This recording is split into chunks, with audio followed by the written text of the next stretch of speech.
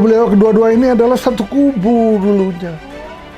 Negara kita adalah negara yang sangat punya sumber mineral yang sangat kuat.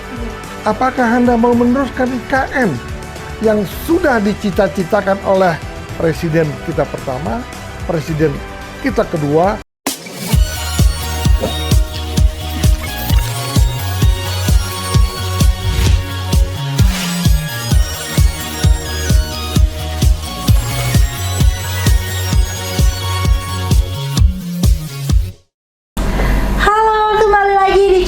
Mister Puisi. Nah, kembali lagi bersama saya Sri Nyanyi dan tentunya seperti biasa kita ditemani oleh Mister Puisi. Nah, sebelumnya kita sudah membahas terkait dengan calon Presiden Republik Indonesia yang akan dipilih pada pemilihan tahun 2024. Nah, sebelumnya kita udah membahas yaitu Bapak Anies dan Bapak Ganjar. Nah, saat ini kita akan membahas mengenai Bapak Anies dan Bapak Prabowo. Nah, gimana sih pendapat Mister Puisi terkait dengan adanya dua calon ini? Nah, Mister Puisi, dengan dua calon ini nih, kemarin kita udah membahas Bapak Anies dan Bapak Ganjar. Saat ini kita membahas Pak Anies dengan Pak Prabowo nih. Gimana menurut Mister Puisi dengan dua calon ini? Terima kasih. Saya akan ikut mengulas betapa indahnya kalau kita nantinya mendapat presiden yang betul-betul mampu membuat Indonesia ini menjadi negara yang paling maju di dunia. Seperti yang kita ketahui bahwa program Indonesia Maju tahun 2045 ini sangat dibutuhkan oleh bangsa ini. Kiranya perlu sekali bangsa ini mendapatkan presiden yang akan meneruskan semua program-program yang telah dilakukan oleh Bapak Joko Widodo. Untuk itu, karena kali ini akan ditanyakan bagaimana pendapat-pendapat kita apabila kedua calon presiden ini nantinya akan maju di Pilpres 2024. Di mana tadi ditanyakan bagaimana peluang Bapak Prabowo ataupun Pak Anies Baswedan. Nah, ini suatu pertanyaan sangat unik karena pertanyaan hari ini adalah calon presiden Bapak Prabowo Subianto dan calon presiden Bapak Anies Baswedan. Sesungguhnya beliau-beliau kedua-dua ini adalah satu kubu dulunya. Pada saat pemilihan gubernur DKI 5 tahun yang lalu. Tetapi kenyataannya, kenapa kok satu grup bisa menjadi kompetitor dalam pemilihan presiden? Itu yang tahu adalah mereka sendiri yang tahu. Sesungguhnya apa yang terjadi kita tidak tahu. Yang tahu adalah Bapak Prabowo dan Bapak Anies Baswedan. Tapi rasanya nggak masalah kok. Karena saya lihat kemarin ada acara di Masjid Atin di Taman Mini. Ternyata beliau itu duduk berdua. Sebelah kanan Pak Prabowo, sebelah kiri Pak Anies Baswedan. Nah, rasanya tidak ada masalah bila mereka akan berkompetisi menjadi calon presiden 2024. Tetapi memang banyak orang yang bertanya-tanya, kok tega sih mau ngelawan komandannya sendiri? Nah, itu banyak pertanyaan di antara kita, di antara masyarakat semuanya. Kalau politik, apa saja bisa terjadi di negeri ini. Kadang-kadang orang sudah pasti menjadi calon presiden ataupun calon wakil presiden, tiba-tiba dalam 3 menit berubah total. Last minute sebelum ditentukan berubah total. Terjadi tarik-menarik antara partai-partai yang ada. Nah, itulah kenyataan di negeri ini. Politik adalah dinamis. Tidak ada yang bisa menentukan bahwa hari ini yang paling hebat si A, esok hari akan paling hebat si B. Karena di last minute semuanya bisa berubah 100%.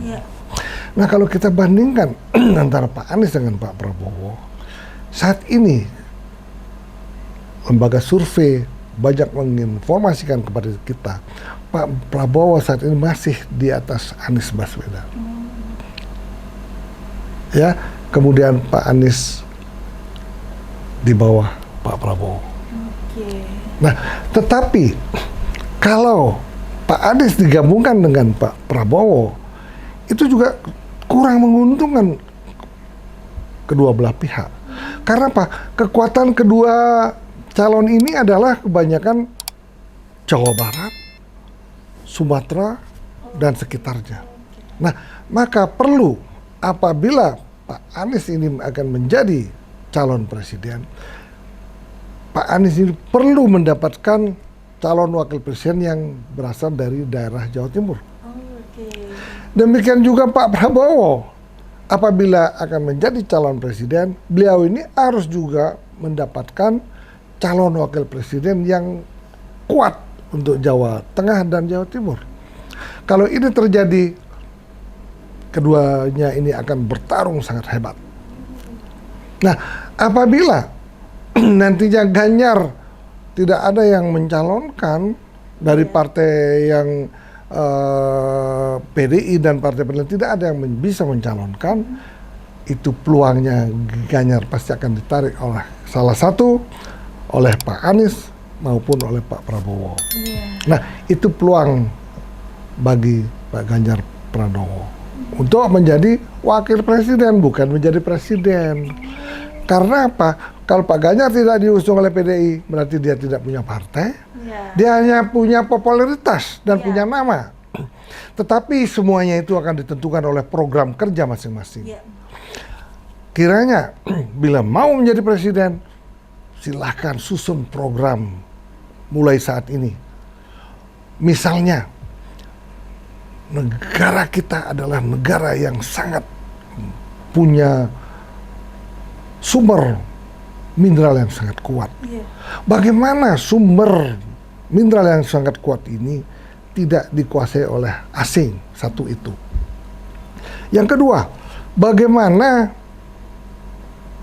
menjadikan energi terbarukan untuk menjadi sumber energi juga. Di mana kita tahu sendiri di Indonesia ini banyak sekali sumber-sumber energi terbarukan. Air terjun melimpah, laut yang begitu, ombak yang sebegitu kencang, kemudian banyak dari pegunungan angin-angin yang bisa membuat kincir-kincir angin sehingga kita mendapatkan energi terbarukan melalui kincir angin. Nah, program-program itu harus dibuat oleh beliau-beliau yang calon presiden yang kita cintai ini. Kemudian bagaimana Indonesia menjadi maju, karena Indonesia saat ini ketergantungan dengan luar negeri. Bagaimana kita tidak ketergantungan lagi dari luar negeri.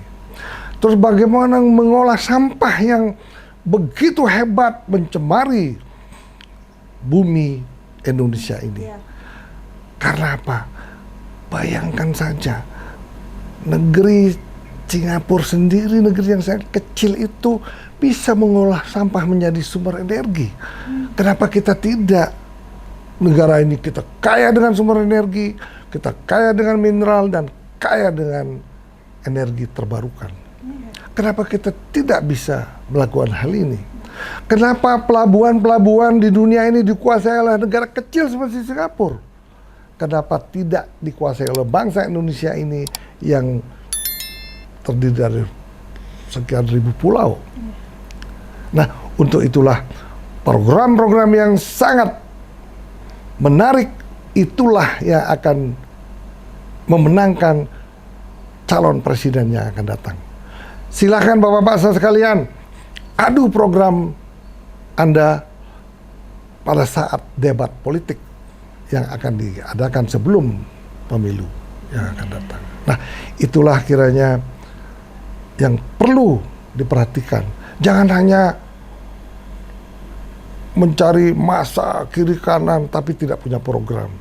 Kemudian bagaimana program Anda? Apakah Anda mau meneruskan IKN yang sudah dicita-citakan oleh Presiden kita pertama, Presiden kita kedua, dan oleh Bapak Joko Widodo yang telah mengeksekusi, memberanikan diri dan bersemangat tinggi untuk menjadikan IKN itu saat ini menjadi kenyataan di masa-masa yang akan datang.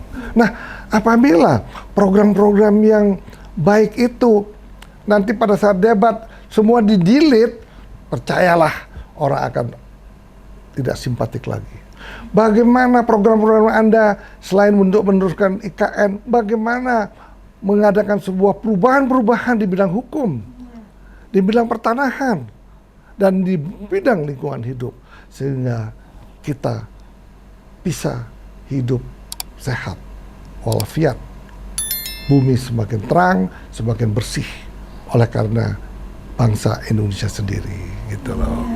Wah, oh ini pembahasannya udah sangat-sangat luar biasa ya Mr. Puisi, karena jadinya saya sebagai anak muda sendiri itu jadi sedikit memahami gitu lah, meskipun tidak banyak, tapi setidaknya sebagai masyarakat Indonesia, meskipun tidak terjun langsung ke politiknya, setidaknya harus tahu ya Mr. Puisi, bagaimana sih akan pemimpin-pemimpin kedepannya harus seperti apa, seperti itu. Nah, dari pembicaraan tadi nih Mr. Puisi, nah setahu saya kan kalau Bapak Anies itu dulunya kan diusung oleh DKI nih Mr. Puisi. Diusung oleh Pak Prabowo, Ya, Pak Prabowo, bukan oleh Gerindra, seperti ya. itu. Nah, untuk DKI kan? Ya, Oke. untuk DKI. Nah, Mr. Puisi, kenapa bisa saat ini beliau itu diusungkan untuk menjadi presiden begitu? Jadi hal ini sangat unik sekali. Karena kenapa ada yang mengusung Anies Baswedan? Karena ada Partai Nasdem ini melihat bahwa potensi besar untuk Pak Anies Baswedan. Makanya Nasdem memberanikan diri mendeklarasikan Anies Baswedan untuk menjadi calon presiden RI 2024. Tetapi tidak mudah. Apakah betul koalisi Nasdem ini akan bisa mengusung Pak Anies? Karena sampai hari ini belum ada tanda-tanda titik terang. Siapakah sih yang akan diusung menjadi wakil presiden? Apabila dari Demokrat mengajukan wakil presiden dan seandainya tidak disetujui oleh Pak Anies, ini juga akan menjadi masalah besar. Demikian juga dari PKS, ingin juga kader-kadernya ingin menjadi wakil presiden. Nah, siapa sih yang bisa membuat ini begitu menyatu di antara mereka bertiga? Kalau salah satu keluar aja, sudah tidak quorum, tidak bisa mampu mencalonkan seorang presiden. Nah, itulah polemik yang ada saat ini. Katanya banyak yang akan, saat ini banyak sekali yang akan mendekati Nasdem. Ketua Golkar pun sudah mengadakan pertemuan dengan Nasdem, didampingi juga oleh tokoh Golkar yang sangat senior, Bapak Yusuf Kalla. Kenyataannya ini baru rumors. Apakah memang mereka bisa bersatu sehingga Anies Baswedan menjadi calon presiden dan wakilnya dari ketua Golkar misalnya? Nah, ini kan masih rumors. Apakah mungkin itu terjadi? Jangan lupa faktor Jokowi sangat juga menentukan peta politik dalam pemilihan presiden saat ini. Karena kenapa? Saat ini Pak Jokowi juga masih banyak orang yang mengeluh-elukan, masih banyak orang pengikut-pengikutnya. Nah, anginnya akan kemana? Kemungkinan ke situlah kekuatan Pak Jokowi akan membantu calon presiden yang akan datang. Nah, itu tidak bisa dipungkiri saat ini. Di samping itu, popularitas Bapak Jokowi saat ini juga masih kuat. Karena apa? Prestasi dalam membangun infrastruktur di negeri ini sangat masif. Nah, itulah juga yang sangat menentukan siapa sih yang paling pantas untuk menjadi presiden RI saat ini. Gitu loh. Wah. Oke, nah Mister Puisi, dari keduanya ini nih Mister Puisi, kalau menurut Mister Puisi yang memiliki peluang lebih besar untuk menjadi presiden dan pendukungnya itu dari mana saja sih Mister Puisi dari kedua ini? Ya seperti kita tahu bahwa ditanyakan tadi kan kenapa kok tadinya bersatu sekarang menjadi, nah itulah karena ada peluang Anies karena telah dideklarasikan oleh Nasdem. Nah kalau nggak dideklarasikan kan nggak mungkin. Ya. Nah, kemudian apa tadi pertanyaan? Siapa saja pendukungnya dari mana, daerah mana? Nah inilah masalahnya, pendukungnya kedua calon presidennya itu Bapak Prabowo Subianto dan Bapak Anies Baswedan. Pendukungnya hampir mirip-mirip. Nah, itu bagaimana itu Mister Puisi kalau kayak gitu? Beliau kedua-duanya memang tadinya kan satu. Iya. Penduduknya semua dari Jawa Barat. Ya, nah kalau memang mereka beradu, itu pendukung akan terbelah. Ya kan? Semakin sedikit terbelah. Iya. Apalagi kalau kita lihat di NTB itu Pak Prabowo itu sangat kuat sekali. Di Jawa Barat juga pada saat pemilihan presiden sebelumnya sangat kuat sekali. Tetapi yang sudah teruji Pak Anies sangat kuat di DKI karena dia menang Pilkada DKI. Tetapi siapa yang akan menjadi presiden hanya Tuhanlah yang tahu. Kita boleh menanti, boleh berharap, tetapi kiranya apabila terpilih seorang presiden nanti, kita harapkan ada seorang presiden yang mampu meneruskan program-program kerja presiden sebelumnya, baik presiden RI pertama, presiden RI kedua yang sangat terkenal dengan kelompok pencapirnya, yang sangat terkenal saat itu ekspor beras ke luar negeri. Nah, itu harus terus diteruskan program-program Bapak Presiden Soeharto yang sangat saya kagumi. Sehingga saat itulah kita tidak pernah impor beras. Kiranya kalau calon presiden sekarang ini meneruskan program-program presiden sebelumnya dan membuat terobosan-terobosan baru di bidang teknologi dan di bidang mengolah mineral di Indonesia ini, percayalah presiden inilah akan mendapat perhatian dari masyarakat luas. Silakan adu program Anda pada saat Anda debat presiden. Janji harus dilaksanakan. Bukti menjadi saksi. Gitu. Luar biasa sekali.